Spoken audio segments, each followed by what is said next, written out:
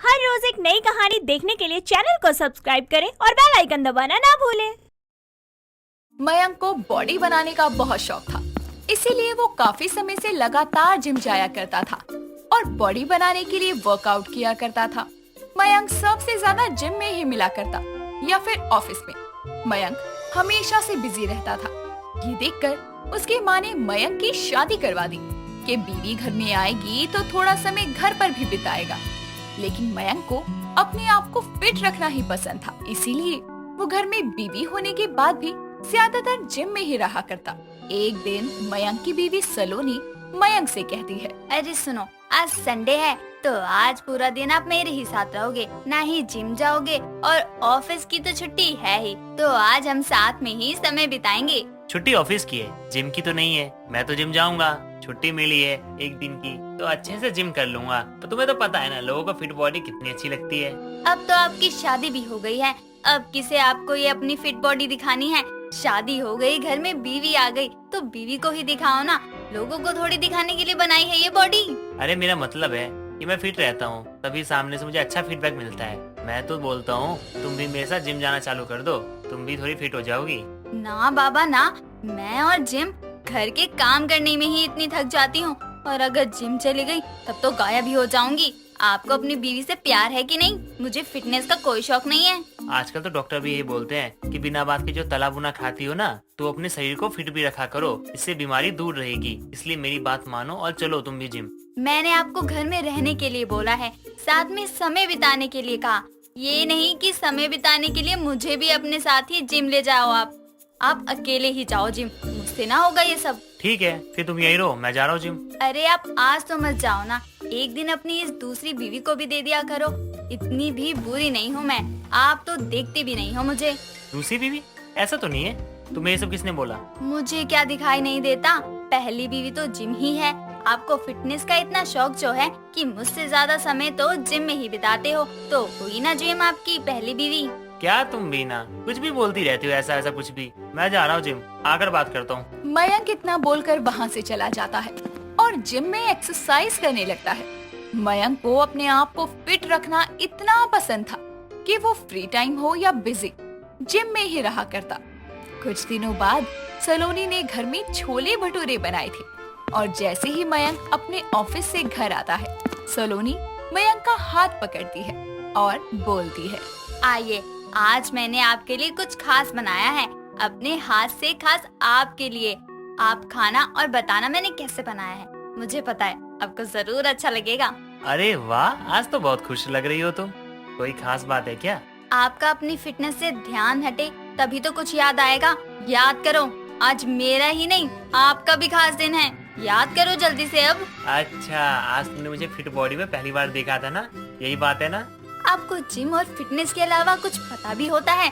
आज हमारी शादी की सालगिरह है। सॉरी सॉरी सॉरी सॉरी, मेरे दिमाग से निकल गया था। मुझे 2 दिन पहले याद था, लेकिन पता नहीं आज कैसे भूल गया। अब भूल गए हो तो क्या ही कर सकते हैं। चलिए बैठिए, खाना खाइए और बताइए कैसा बना है। अरे बनाया क्या है ये तो बताओ। मैंने आपके लिए खास छोले भटूरे बनाए हैं। मेरे हाथ की छोले भटूरे बहुत ही अच्छे होते हैं। तुम्हें पता है ना मैं अपने आप की बॉडी की कितनी केयर करता हूँ। ये छोले भटूरे मैं कैसे खा सकता हूँ? नहीं, मैं नहीं खा सकता, मैं नहीं खाऊंगा। तुम भी मत खाना, बहुत ज्यादा ऑयली होता है ये सब। मैंने आपके लिए इतने खास प्यार से बनाया है, थोड़ा तो खा ही सकते हो ना? थोड़ा तो क्या, मैं एक बाइट भी नहीं खा सकता हूँ। मुझे नहीं खाना ये सब, मैं फिटनेस लवर हूँ। मेरे लिए ये सब जहर के बराबर है, इसलिए मैं तो ये बिल्कुल भी नहीं खा सकता। मयंक इतना बोलकर वहाँ से चला जाता है और उसकी इस हरकत से सलोनी को बहुत बुरा लगता है, लेकिन वो चुप रह जाती है। इसी तरह मयंक को फिटनेस का इतना ज्यादा पागलपन था, वो खुद तो जिम करता ही, लेकिन साथ साथ बार बार अपनी पत्नी को भी जिम जाने की कहता। एक दिन मयंक जिम जाता है, लेकिन जिम बंद था, तो वो घर पर ही अपनी छत पर जिम करता है। तभी सामने वाली पड़ोसन तारा आवाज लगाकर कहती है, आय हाय मयंक, तुम्हारी बॉडी का तो कोई जवाब ही नहीं। तुम अपने शरीर को इतना फिट रखते हो कि कोई भी तुम्हें देख ले तो ये नहीं बोल सकता कि तुम्हारी शादी हो गई है। हाँ तो क्या हुआ? और वैसे भी तुम खुद पर ध्यान दो ना, मुझ पे नहीं। अपनी भी फिटनेस पे ध्यान दे दो थोड़ा बहुत। देखो कैसा पेट निकल रहा है तुम्हारा। क्या करूँ, ध्यान कहीं जाता ही नहीं है तुम्हें देखने के बाद, और तुम हो कि एक नजर भी देखते नहीं हो मेरी तरफ। वैसे तुम्हें इतनी जल्दी शादी नहीं करनी चाहिए थी। अच्छा हुआ मैंने जल्दी शादी कर ली, कम से कम आस पड़ोस के नजारे तो नहीं बनाऊंगा ना मैं। कोई नहीं, जो मानना है मान लो, नजरें तो फिर भी रखते हैं लोग तुम पर। दोनों हंस हंस कर बातें कर रहे थे। तभी छत पर सलोनी आती है और दोनों को ऐसे बातें करता देखकर कहती है, जरा अपने पति पर भी ध्यान दे देती तारा, तो अब कम से कम दूसरों के पति को ऐसे नहीं देखना पड़ता ना। अच्छा हुआ तुम आ गई, मैं तुम्हें बुलाने वाला था। मैं ये बोल रहा था कि तुम भी मेरे साथ कसरत करो और फिट रहो, ताकि लोग ये ना कहे कि तुम अनफिट हो और मैं फिट। हाँ हाँ, अभी तक तो बड़ा ही से सिखा रहे थे और मेरे आते ही सीधे बन रहे हो। आपको जब पता है कि सब आपको ही देखते रहते हैं, तो क्यों जरूरी है रोज एक्सरसाइज करना। एक दिन जिम बंद था तो एक दिन आप खुद को आराम नहीं दे सकते थे। अरे एक दिन का गैप ले लूंगा तो फिर आलस आता है, फिर मेरा मन नहीं करता है। अब तुम मुझे रोको मत। अरे रोकना भी क्यों है, इनकी फिट बॉडी ही तो है जो मुझे छत पर आने पर मजबूर कर देती है। इन्हें फिट रहने से तो आज तक काकी भी नहीं रोक पाए, तो आप क्या कर लोगी? फिलहाल तो आप अपना काम करो, मुझे पता है मैं क्या करूँगी और क्या करना है मुझे। मयंक, कुछ तो बोलो अपनी बीवी को।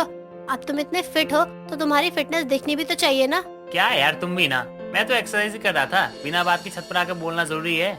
मतलब अभी भी आपको अपनी फिटनेस की ही पड़ी है, ये नहीं देख रहे हो कि आपकी बीवी पर क्या गुजर रही है। हे भगवान, पता नहीं कैसा फिटनेस लवर पति दे दिया आपने। छत पर ही दोनों की अनबन होने लगती है और दोनों कुछ देर बाद नीचे आते हैं।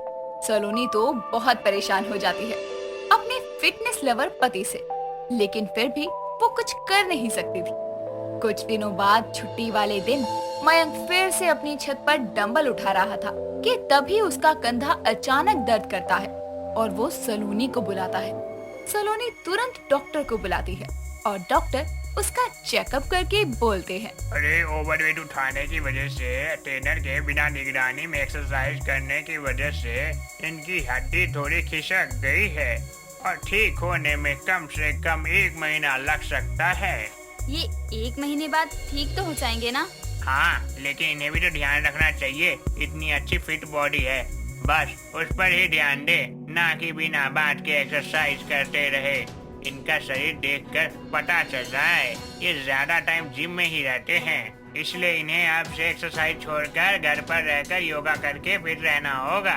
योगा बहुत ज्यादा हेल्पफुल होता है। योग से भी फिट रह सकते हैं ना? अरे जी बिल्कुल।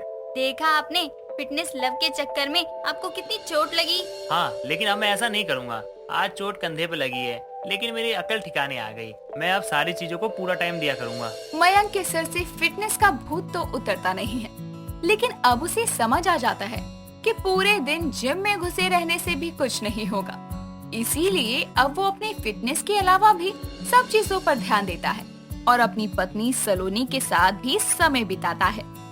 दोस्तों, अगर आपको ये कहानी पसंद आई तो इसे लाइक करें, शेयर करें और कमेंट करके बताएं कि कहानी में आपको सबसे अच्छा क्या लगा।